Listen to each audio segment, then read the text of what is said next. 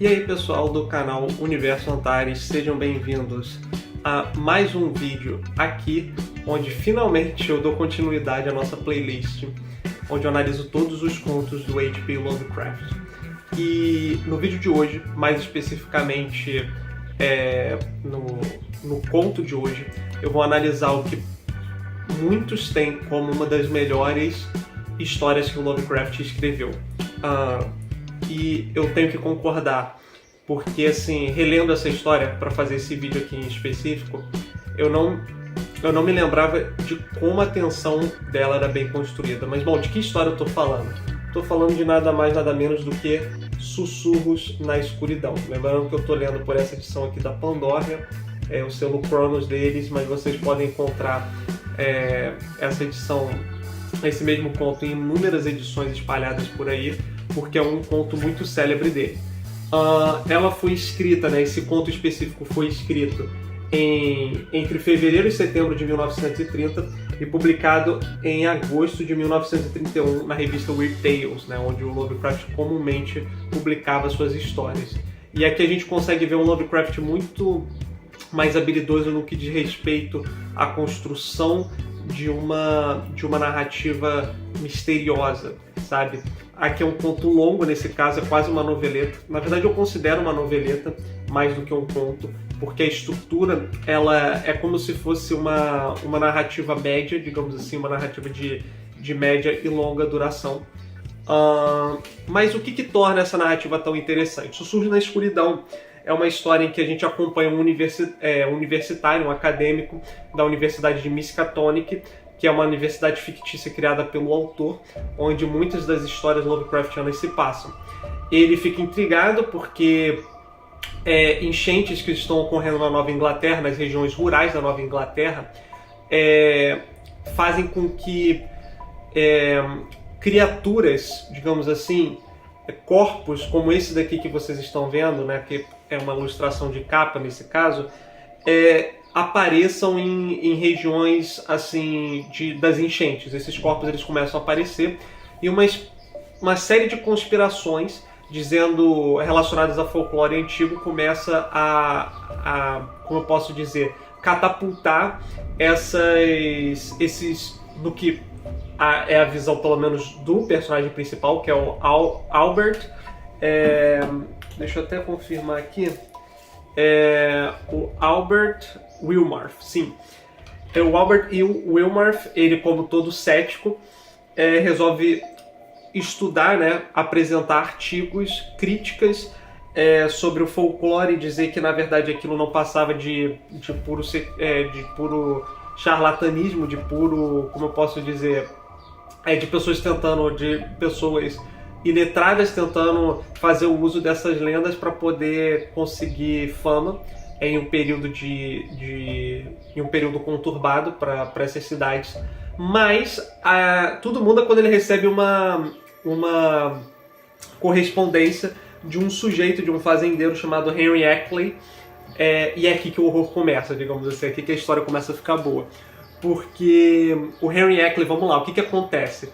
O Henry Ackley, ele apesar de ser um fazendeiro também, ele é muito erudito, isso chama a atenção do Albert, e ele fica intrigado, porque esse mesmo fazendeiro ele começa a fornecer provas pro Albert, através de correspondência, de que realmente essas criaturas existem. Essas criaturas que são parecidas com crustáceos, digamos assim, e que habitam as regiões montanhosas da Nova Inglaterra, porque eles precisam utilizar, digamos assim, essas regiões, eles meio que usam como posto avançado para poder minerar recursos específicos que não são encontrados nos planetas, no seu planeta natal, que no caso é Yuggoth, que a gente conhece esse planeta como sendo Plutão, apesar de Plutão não ser mais considerado um planeta. Mas à época é interessante como o Lovecraft ele começa a traçar esses paralelos já interessantes do ponto de vista de um planeta que está muito distante no sistema solar, mas que é obscuro não somente no que diz respeito ao entendimento científico que nós temos sobre ele, como misticismo também. E aqui ele usa isso a seu favor, criando uma narrativa pulp excelente, onde o planeta, é utilizado por essas criaturas que não nem necessitam da luz do sol, na verdade elas são até feridas pela luz do sol, por isso que muitos dos moradores relatam que elas aparecem só quando é, sabe, noite, madrugada, ou então noites assim onde não tem lua cheia, ou lua minguante nesse caso. E o Henry começa a apresentar essas provas, tanto o Henry quanto o Albert, eles criam essa relação de amizade, porque apesar do Albert ser crítico quanto a isso, ele aprecia muito a erudição do velho senhor. E o que acontece? Ele recebe umas fotografias dessas pegadas, das pegadas que essas criaturas deixam, porque basicamente, se vocês podem ver que elas parecem até um crustáceo, uma água-viva, né? Uma parada meio bizonha assim. Então as pegadas delas são descritas como se não tivesse como discernir o sentido das pegadas, ou seja, se elas estão indo para uma direção ou se elas estão indo para outra direção, que é muito interessante, porque da mesma forma o próprio Henry relata, né, que os cães dele latem à noite porque eles ouvem sussurros, né, eles ouvem como se fossem murmúrios farfalhantes presentes ao redor ali da onde ele mora, e como consequência disso ele começa a querer explorar, né, esses aspectos, ele começa a querer explorar essas lendas do ponto de vista igualmente acadêmico, o que acaba gerando uma relação de amizade ali entre os personagens.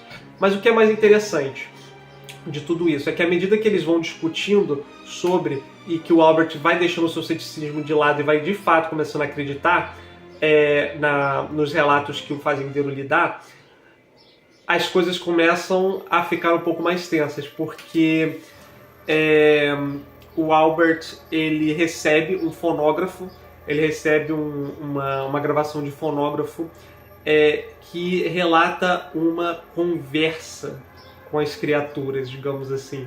Então o fonógrafo conseguiu captar uma conversa entre um humano, que provavelmente é um espião das criaturas dessa raça no nosso mundo, e uma dessas criaturas, e o modo como elas se comunicam, como elas não têm as mesmas características humanoides que nós temos, na verdade elas não se assemelham em nada a humanoides, elas tentam reproduzir o som, a fala, apesar de elas conseguirem se comunicar de maneira telepática, elas reproduzem os sons, né, as vozes, de uma maneira como se fosse um sussurro, né, um sussurro, um zumbido. É por isso que vem o título tão interessante, né, Sussurros na Escuridão. E como consequência disso, as cartas que eles estão trocando começam a ser extraviadas. Então, por exemplo, o Henry ele vai tentar enviar uma carta para o Albert, essa carta some, sabe, com as provas. Ele vai tentar chamar por segurança, as linhas telefônicas dele são cortadas. Ele tenta até em um determinado momento enviar um ídolo para um ídolo que essas criaturas cultuam, né, que provavelmente é um ídolo a Cthulhu, que é a grande criatura Lovecraftiana aí das suas narrativas pitorescas. Ele também é extraviado. Então, à medida que a história avança, o Henry ele começa a ser assediado por essas criaturas no que diz respeito a seus cachorros. Os cachorros que estão na sua fazenda, eles começam a morrer.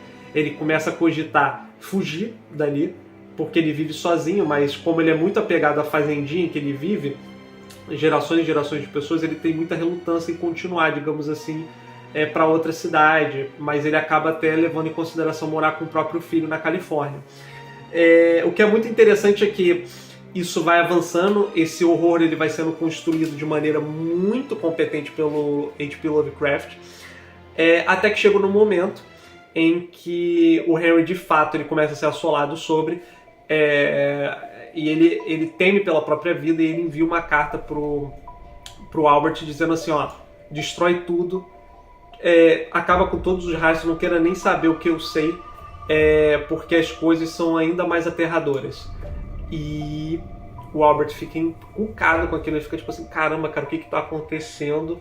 Ele envia uma carta de encorajamento, e ele recebe uma outra carta, uma mudança completamente súbita de personalidade por parte do Henry, que já é um senhorzinho de idade, que até o momento estava desesperado, né, para com as criaturas, e ele recebe uma carta que tenta apaziguar a situação, digamos assim. Então o Albert percebe que não é uma carta forjada, mas que ele fica muito intrigado com a mudança de tom na pessoa com a qual ele estava correspondendo, né? E basicamente o Henry disse que era tudo mal entendido, que na verdade essas criaturas, elas eram presentes, elas sim existem, elas não são criaturas fantásticas, tipo, do ponto de vista somente de sua estrutura molecular, de sua cultura, como eles também são criaturas neutras e bondosas, digamos assim. Na verdade, aquilo que estava assolando tanto o Henry quanto o Albert são pertencentes a um outro grupo conspiracionista que estava tentando conseguir mais informações sobre essas criaturas. Mas o que são essas criaturas, né? Na verdade, elas de fato usam o planeta Terra como posto avançado para coleta de recursos, só que eles eles não são, digamos assim, não são criaturas que são maléficas por si só. Na verdade, eles querem compartilhar o conhecimento com os humanos, só que eles não podem fazer isso, pelo menos nesse momento. Eles têm que esperar a raça humana atingir um determinado nível de compreensão científica para que a apresentação deles, a introdução deles, seja mais, digamos assim, mais palatável. E aí ele é convidado pelo próprio Henry, né? O Albert é convidado a comparecer à casa dele, onde ele vai revelar os segredos. E aí começa, né, essa coisa de tipo assim, caraca, mano, o Albert fica, será que isso é uma armadilha? Será que ele tá querendo que eu...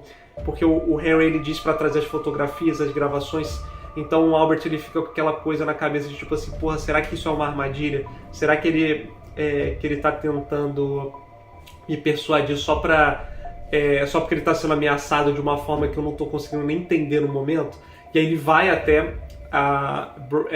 Battleboro, se eu não me engano, que é a cidadezinha onde ele mora, uma cidadezinha de interior. Ele pega assim uma linha de trem, né? Ele embarca e depois, assim que ele sai, ele é recebido por nós. Na verdade, ele não é recebido pelo próprio Henry, porque o Henry já está muito abatido, visivelmente abatido, até quando o Albert encontra com ele na fazendinha.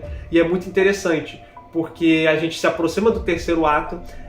De fato eles se encontram, segredos assim que são fenomenais e assustadores são revelados, como isso que eu acabei de falar, como também o fato de que na verdade essas criaturas, elas levam os humanos, tipo assim, elas conseguem viajar, né, no vácuo, elas conseguem viajar no espaço por centenas e centenas de anos sem nenhum problema. E a maneira como elas transportam os humanos, elas conseguem transportar seres de diferentes espécies, é que na verdade elas conseguiram um meio de extrair o cérebro da pessoa numa cirurgia muito simples, em que eles acabam colocando o cérebro dentro de um líquido, né, uma substância que conserva o cérebro e conserva todas as suas faculdades intelectuais. Eles transportam isso através do espaço até o planeta natal deles e depois conseguem conectar esse cérebro a determinados aparatos mecânicos que replicam os sentidos que nós temos, principalmente a visão, a fala e a audição. Mas existem outros aparatos também, dependendo do planeta e das criaturas com as quais eles estão lidando. E aí elas conseguem atravessar a imensidão do espaço, inclusive atravessar e atingir velocidades que, completamente desbancam as leis da física, como, meios de viajar mais rápido que a luz, meios de viajar além do universo que está se expandindo, digamos assim, do cosmos conhecido. E o Ackley, ele mostra um desses aparatos, né? Ele mostra um desses aparatos justamente onde tem já um outro humano que já sofreu, digamos assim, essa cirurgia e consegue se comunicar com o Albert. E o Albert fica tipo assim, caraca, ele fica apavorado, sabe? E o Henry, ele diz que também vai participar disso e que ele queria convidar o Albert, por ser um acadêmico, por ser uma pessoa muito erudita, para conhecer essas criaturas fantásticas, essas outras espécies fantásticas, numa experiência única de vida, que poucos conseguiriam obter. E aí o Albert ele fica encucado com isso, o Henry entende, né, porque ele já é um velho senhor, ele já não tem muito a perder, ele já tá bem doente do ponto de vista físico mesmo. Então ele fala assim, descansa, janta aí, come uma refeição, sinta-se em casa, não precisa, eu sei que é muito para você discernir por agora, mas faz o seguinte, amanhã a gente decide. Só que o amanhã não chega, porque durante a noite ele é despertado com o que é muito bem construído, porque o último ato é basicamente ele ouvindo a conversa dessas criaturas, e essas criaturas elas estão falando com o Henry, e eventualmente eles chegam, digamos assim, num acordo que envolve também o próprio protagonista da narrativa. E como é que termina o conto, né? Basicamente o Albert ele não consegue mais dormir, ele desce para ver o que estava acontecendo, ele encontra o Noyes, que é esse outro agente, esse outro espião, que também estava presente nas primeiras gravações que foram enviadas pelo próprio Henry para o Albert.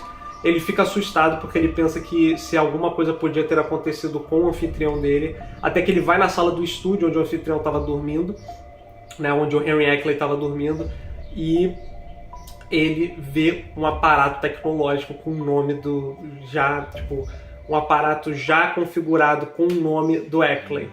E ele procura assim com o facho da lanterna dele por onde o Ackley dormia, né, que ele dormia numa poltrona, e ele entra em pânico e foge, porque quando ele coloca o facho da lanterna ali, digamos assim, quando ele dispõe a luz sobre aquela escuridão, ele vê a face o corpo, o roupão, as roupas que o anfitrião utilizava estão jogadas no chão, e ele vê como se fosse a cabeça do Ackley já separada, assim, só a cabeça e as mãos, no caso, dando a entender que ele já sofreu a cirurgia, que até mesmo o anfitrião com que ele estava conversando às vezes já era uma versão deturpada, se não do Ackley, então de outra pessoa, digamos assim, uma versão que já estava configurada para esses experimentos doidos, assim, esses experimentos assustadores.